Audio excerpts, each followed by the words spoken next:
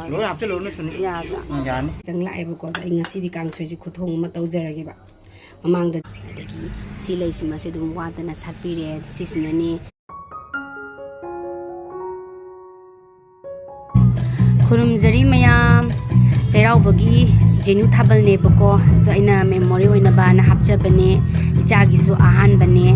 ꯑꯗꯣ ꯃꯦꯃꯣꯔꯤ ꯑꯣꯏꯅꯕꯅ ꯑꯩꯒꯤ ꯕ꯭ꯂꯣꯛꯁꯤꯗ ꯍꯥꯞꯄꯅꯦ ꯑꯗꯣ ꯁꯨꯝ ꯌꯦꯡꯃꯤꯟꯅꯁꯦ ꯏꯆꯥꯒꯤ ꯑꯍꯥꯟꯕ ꯆꯣꯡꯕꯅꯤꯅ ꯑꯩꯅ ꯁꯨꯝ ꯍꯥꯞꯆꯕꯅꯦꯕꯀꯣ ꯃꯦꯃꯣꯔꯤ ꯑꯣꯏꯅꯕꯅ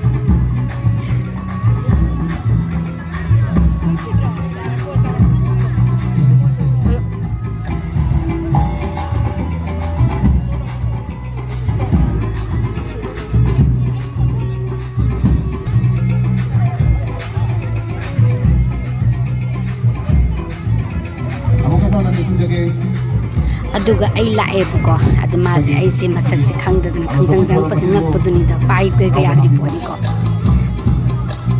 ꯑꯗꯨ ꯀꯣꯟꯅ ꯑꯗꯨꯝ ꯌꯥꯔꯛꯑꯦ ꯉꯥꯛꯇꯪ ꯆꯣꯡꯊꯣꯛꯃꯤꯟꯅꯔꯦ ꯏꯃꯥ ꯏꯆꯥ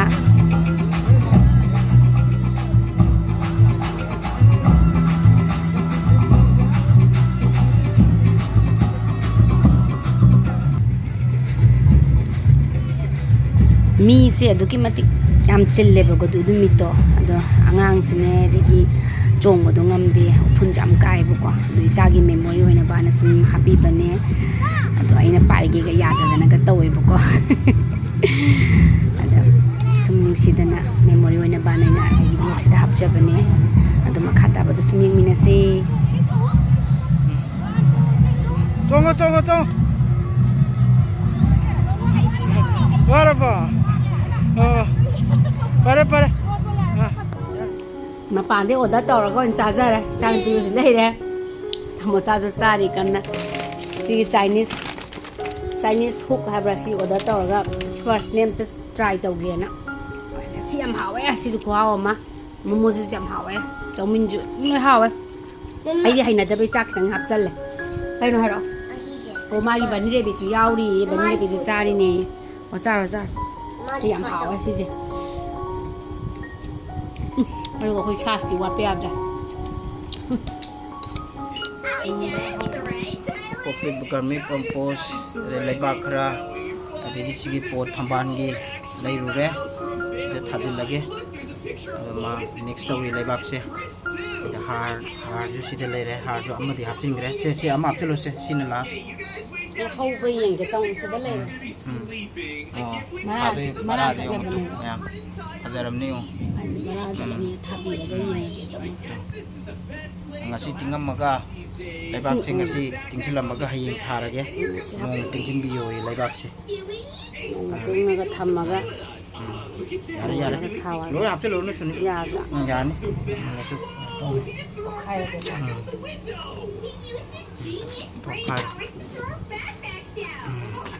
hau brenge si mu try to ge sum aning bodo lai do isingda laibani khara kuina hawdong manbado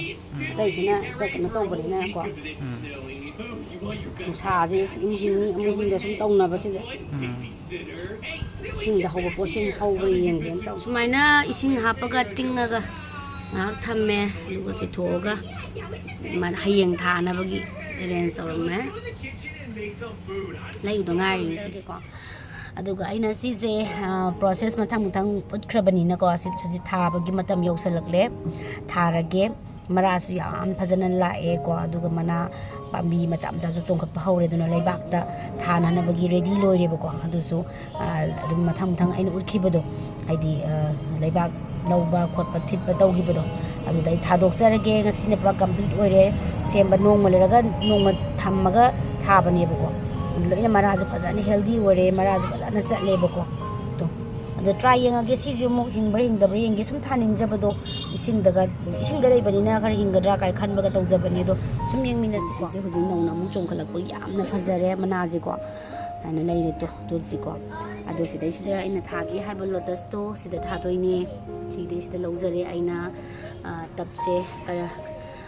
sigi tapse ko sigi tapse gi size na medium size ni haye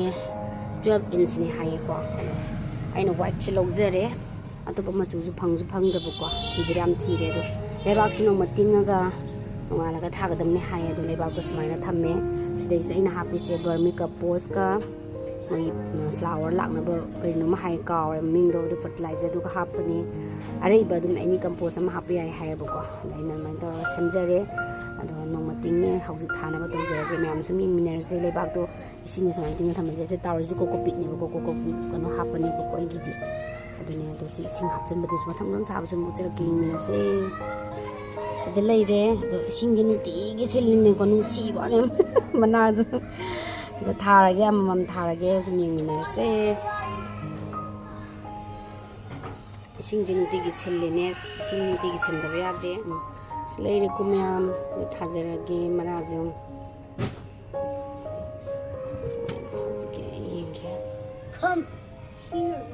Malazi am chap pham di thok da ba hande du yara ni di ai thar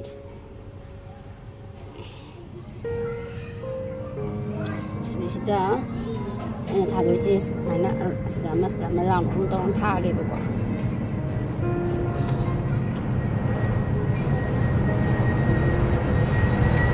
abi ba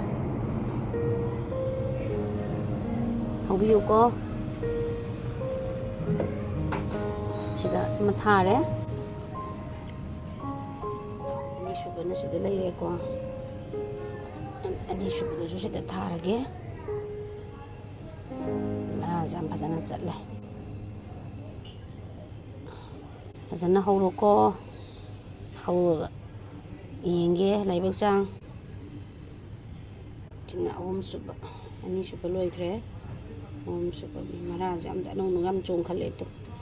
sai sum ising thambado ising bedia di na sai thamba dawage mix ki om subana waste thar de ko simai leire ko ado ai uchara ke ising je kamaina hapthara ke adu uchara ke ko ising je moi khwap je leire ba ai na ne maru je ko maru je manga muk taw bani do maru manga je loina tawgre ani masigi ba ahum katang hayu bai tare ko ising je hapage ising hapado moina tawbadana koi plastic kumba apa amna jara jara ta hape ba ko adai khut adum tawjara ko matai tagi tamna mana no basi adum yaudraga sumagi ama leija base adum manu adum leija ga sino adum magi wanga pa chawrok pe matungina adum kakhra ka done ba ko adu pap pap kumba khotpa ke am leira roi ba ising nahangay sum tharo gi chokhat jaba ngam jadabado pung mali dum phajaraga asmaina liri hapduni hay ko ising se dole to lebas hinda kare duga igi ising lebas igi ising se kanda ising ke lebas bena sulaga nei du to bena kare asmaina ising se loire pura than haijare smai leire ising si di haida ngai mina kitang di mo le ko phamjarak pado am ucharak ke mayam haida ngari bani na ko smile le tu yam nungai wakhal je ai di smile yam to ja pa me ba ko lei phaja ba adagi sign to ja pa me do sum yeng mina se ma khata ba do sidak le re adagi sida sumini san ni se ani mu lei bani ko khara dum lep na sum sa sara su lei se na adagi sida na ina mayang ton ning thok pani na pa pi su mani di hingi hauji phau pigidi sauri zu tilo zu ko sauri hun bane to smaina khar leiri aduga aigi balcony da hoji hoji sali ba leise si sini do si leisi da khoi gi tat tam la ga cha thu e ba ko tin din natre khoi ne ba do ai pha pa phang thi ba hat pa ngam dare upai leitre ade si hangam ji madi dum hoji phau chara ju chana ma di dum khanga ga smaina lei leire ko ade si madi dum leijar sanon thamme aduga mayang ton ko sigi khar lok thoga ina somda ling thokre ba ada sida yungo mayang ton siga saugri siga tilong mana si yong phajadra hauji phawdi amna ing laung leibagi tilong ga chap chap yap yung ga ni haujari si ko ado sisna kari mana no indoor plant je maming khangre si mayam dum haibi ro aduga sisima leirakhi baduni ko red je loigra na white le hore asman leire di malika se sigi malika se tu pomi si chatora bani thang dagi ai duk thamai kat ba loisale duk thangmai se ayuki ne duk thangmai kalambane do ain tulsi sida leijare aduga ai thambal do smaina thabalu ni loisalaga smaina ising sida phajana smaina mana myam chungkalaga myam am leire ko do slay azra ai duk mera su yung thok lore aduga adu sida suina thajan bani saugri kai ka kara ko di hang agano se morok ko adagi silai sima se dum watana satpire sisnani aigi balcony gi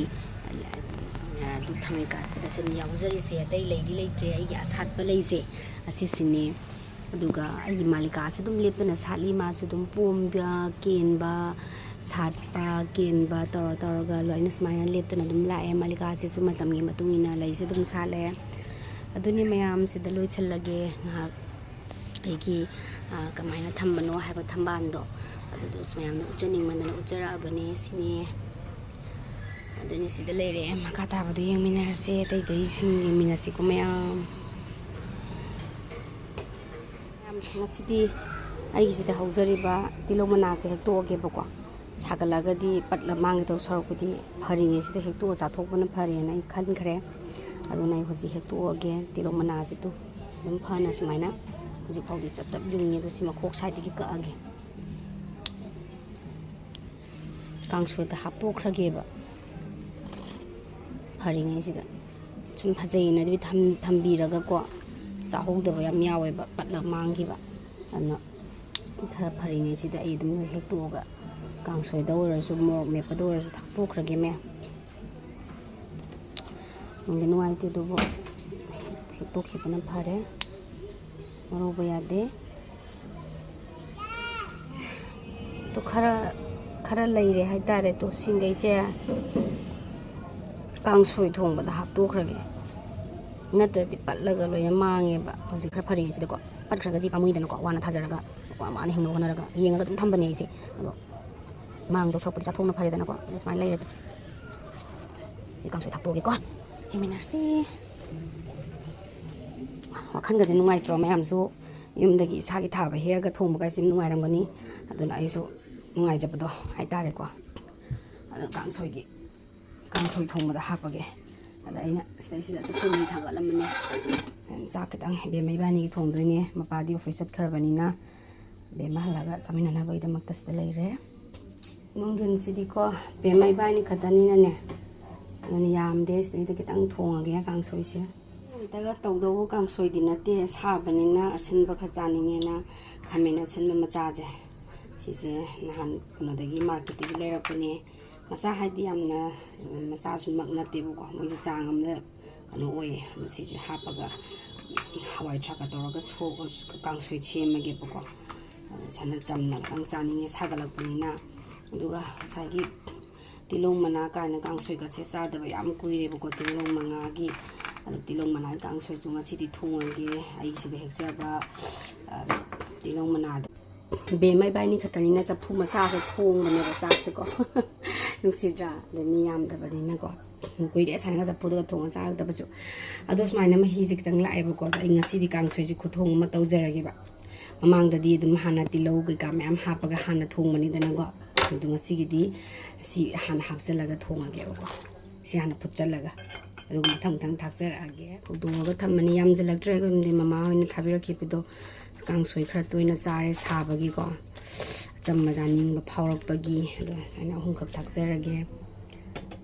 ada kangsoi sida se manam kitang usina ba sing kitang soijalla thakjalage mukhung khumjalage ko ngatang brom saujar hangto yengage sai he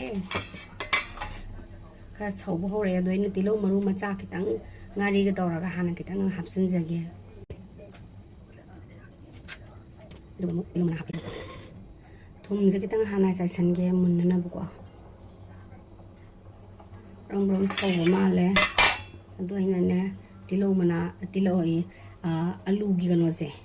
alu kitang soijale alu ji yam habat janing de bai di alu yam chaba pam de buko ini thongok pa se admai tawe hai tare ma'am ado sum yengmina se kitang amu khai jage ai hoji nga thakri buko singai ji kitang mulhan gi du ga nga thake singai sa hana kitang mulhan gi ke khara saugisanoba ko aduna aina thakadaba nga se chamthoga leire ko si ahum ne thaksalage du tilomana je soiraga tham wakhan yam nungai bodo sagi dagi hega kitanga dum sinju kangsoi cha dore habaje am harau jabdo aduna kitang soidorage do si se thaage mi ani hom gidi yam thi yam babani ko sumana bongum da tha charagde do sidi hetuk to ba yada da ne hetu e yame ko mem to yam bani yo to yam dra adu si si thak tu khra ge kang so si da adu ai hoji phe yenga ge brong brong brong brong saure brong brong brong brong saure nga hapage ko nga hape aduga tilong mana hapselagi tilong mana si yame na ubra yam da bani ko tilong mana ji gas mana saba siam na chaning jaraba kangsoi si sagala ko sida loire digom hapselage